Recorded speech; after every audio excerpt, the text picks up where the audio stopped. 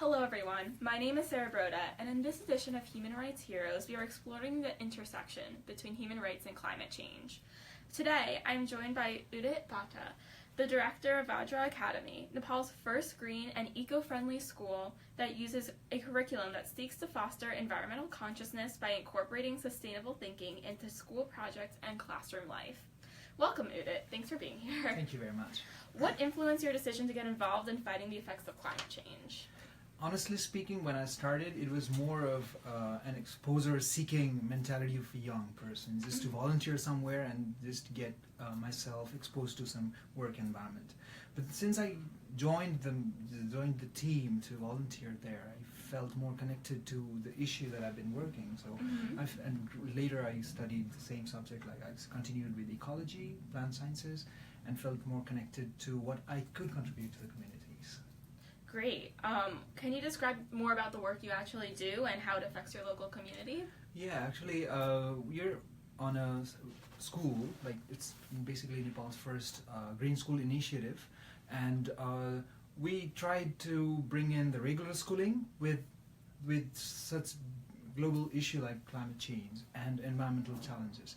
So schools are taking up the role of just teaching the content and not really contextualizing to the common problems that we see around and that has been affecting us. So the idea was to kind of bring in the new generation to whole new world of doing things right at their hands, I mean their own communities. And how do we bring that?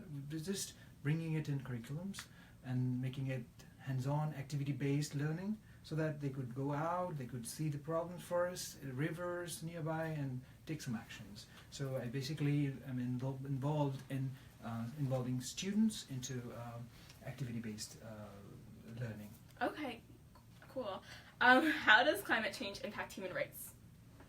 Well, when we talk of human rights, sometimes we tend to limit it to the rights issues that are caused by people themselves. But when we talk about other stakeholders at place, like when we have resource conflicts, say water, when there's less rainfall, when there's less food production, food security issues, all these jump in that directly affects our livelihoods.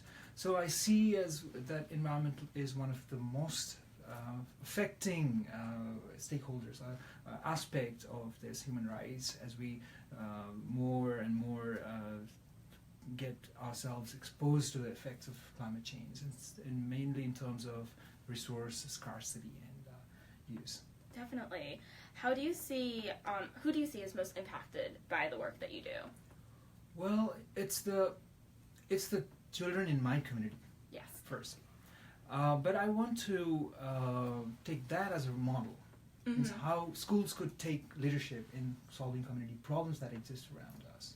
So I think if we endure, if we kind of prove successful in creating a generation of eco-leaders, I think it impacts a bigger community. That's really fantastic. How would you appeal to others in the fight against climate change to kind of expand this vision of educating the next generation? Firstly, watch it deeply inside yourself.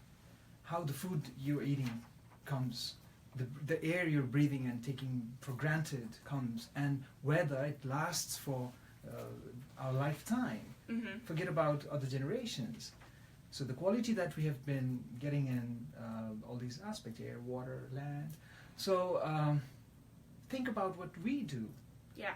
And how you want it to be in your lifetime. So I think we should join this movement, what does the future hold for human rights if we don't fight climate change? Terrible. I mean, with 8 billion people, billions of people to be added in the coming future, sooner future, just imagine how the resource is going to be after when the population reaches 11 billion, 12 billion. So there's going to be famines and quarrels between states, war of the scale that we cannot even imagine of, and whatnot. I mean, humanity's at stake. So, do you think human rights are going to continue to be impacted more as climate change gets worse? Certainly.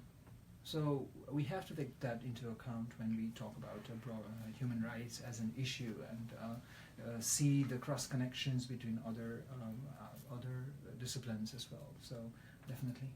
Great. And what are you proudest of in your career in your fight against climate change? Well, starting as a novice that didn't really know anything, to come to this stage to be identified as one of the IVLP participants is itself a greatest achievement in my career, and I'm proud of that.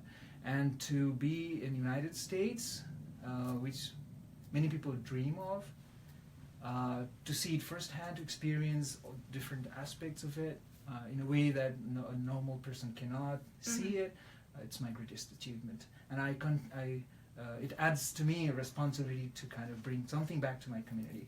So I'm proud of what I've done so far, but at the same time, I remain grounded to see what I can do for my community back home. Yeah, there's so much work to do in the fight against climate change and for human rights. Udit, thank you so much for taking the time to be here today. And thank you for tuning in to this episode of Human Rights Heroes. We hope you'll tune in next time and follow us on Facebook and Twitter at @StateDRL to learn more about the State Department's human rights and democracy programs. Thank you.